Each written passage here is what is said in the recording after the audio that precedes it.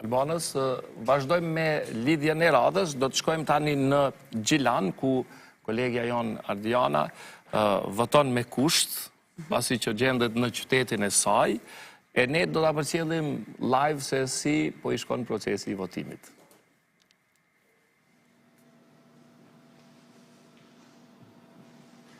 Përshëndetje për ju në studio dhe për gjitha shikuesit e ATV-s që po na ndjekin në këto momente. Po, pra, unë kam pasur fatin që sot ta përcjell procesin e votimit pikërisht në komunën time, pra në qytetin e Gjilanit, dhe aktualisht pra ndodhem në qendrën e votimit me kosh në bibliotekën e qytetit Fanoli, por para se të votoj, do të zhvilloj një intervistë të shkurtër me menaxherin e kësaj qendre të votimit, me zotrin Qazim Azizi, për të kuptuar se sa është interesimi i qytetarëve të Gjilanit që të votojnë me kosh deri në këto momente, pra deri në këto orë të pasdites.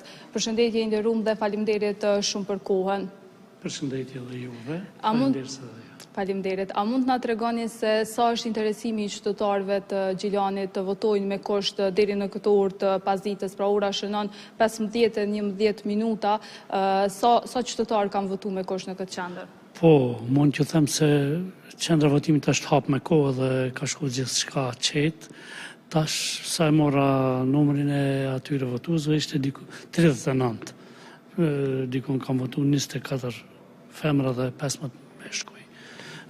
Votimi ka shkuar qetë, pa incidente, për shkakun se kjo qendër votimi është me kusht dhe është me numër të pakt atyne që votojnë.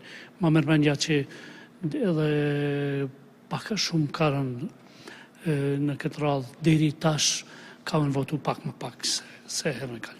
Pra, dallon interesimi, disponimi i qytetarëve prej raundit të parë të zgjedhjeve dhe tash në balotazh të votojnë në këtë qendër? Sipas numrit, si duket dallon, dhe ka rënë pak. Nuk besoj që kanë me ardhur edhe tjerë, po është mirë që nuk kemi aq shumë me kusht, kështu që votimi bëhet i rregullt. Po ma merr mendja që të gjithë ata që tashmë kanë gjetë emrin në vendvotimin e tyre. Unë falenderoj shumë për kohën e nderuar, ndërkaq tash do doja të vazhdoja dhe ta shfrytëzoja të drejtën e votës, duke qenë se e kisha të pamundur të shkoj në qendrën e rregullt të numërimit, pra në shkollën ku zakonisht votoj, tash do të vazhdojmë dhe do të hyjmë tek vendvotimi. Edhe me kameramanin Rion Havullin do ta përcjellim se si po shkon procesi këto. Përshëndetje, a jeni mirë? Fillim... Po? Okej, është para meje, vazhdo të lutem, fal. Për shkak gjenies. Jo, vazhdo, faleminderit. Na duhet presim pak, sepse është në rradhë duke prit një qytetar që të votojë dhe pastaj do të vazhdoj edhe unë. A ti kemi votuar këtu?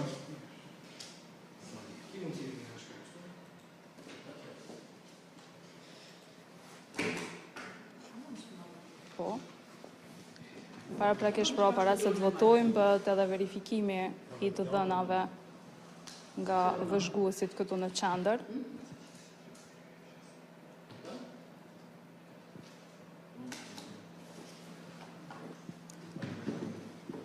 Ndërkaq për gjithë ata qytetarë të cilët ndoshta edhe kanë pasur hamendësime se për shkak të shenjës në gesht e cila vendoset në raundin e parë, sipas rregullores së KQZ-s, shenja në gesht vendoset në dorën e djathtë dhe ndërkaq tash në raundin e dytë në balotazh shenja do të vendoset në gishtin e majtë sipas rregullores.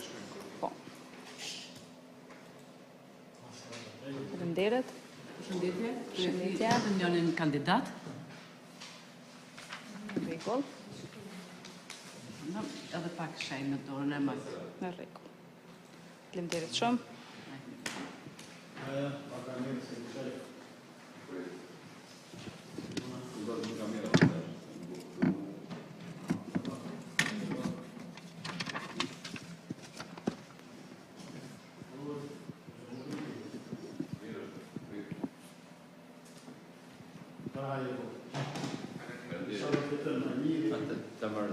Okej. Pasi të votojmë, e vendosim pra edhe votën në zarf edhe pas zarfit në kuti. Vetëm nëse mundesh me ndihmu lutem. Faleminderit.